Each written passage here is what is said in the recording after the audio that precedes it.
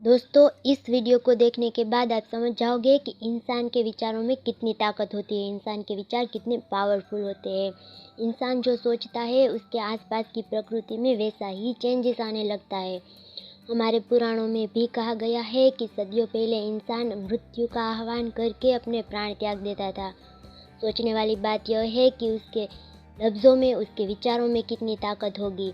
इंसान जो सोचता है उसके आसपास का वातावरण, उसके आसपास की प्रकृति वैसे ही चेंजेस होने लगती है।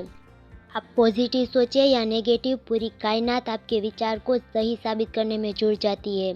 सदियों पुरानी बातों को छोड़ो, हम आज ही की बात कर लेते हैं।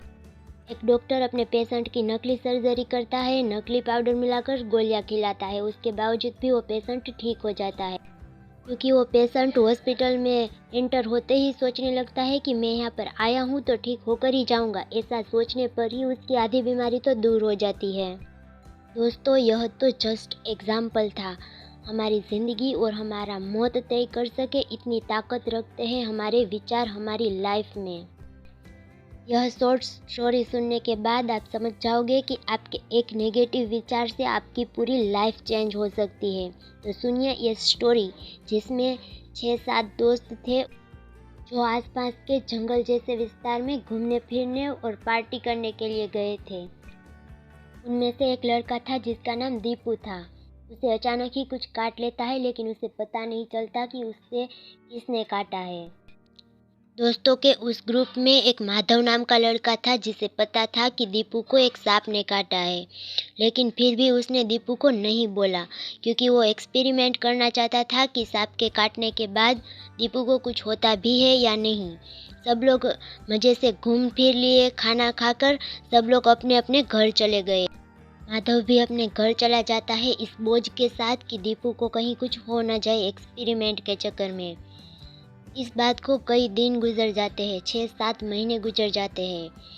माधव भी ये बात भूल चुका था। एक दिन अचानक ही माधव और दीपू कहीं मिल जाते हैं।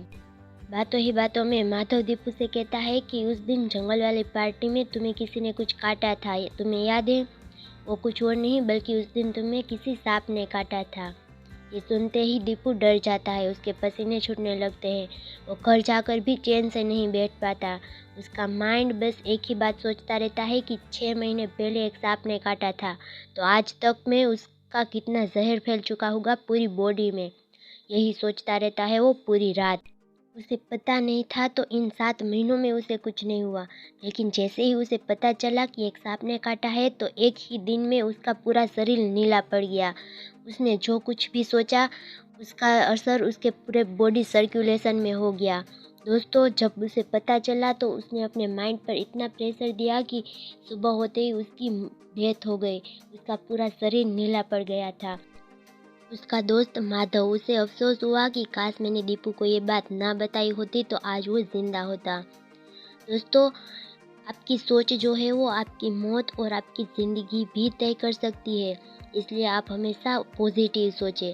आप जैसा भी सोचेंगे वैसा ही पाएंगे। तो दोस्तों, आज का हमारा ये वीडियो यहीं तक था। अगर आपको हमारा ये वीडियो पसंद आया है तो प्लीज़ लाइक, शेयर और सब्सक्राइब ज़रूर करना। मिलते हैं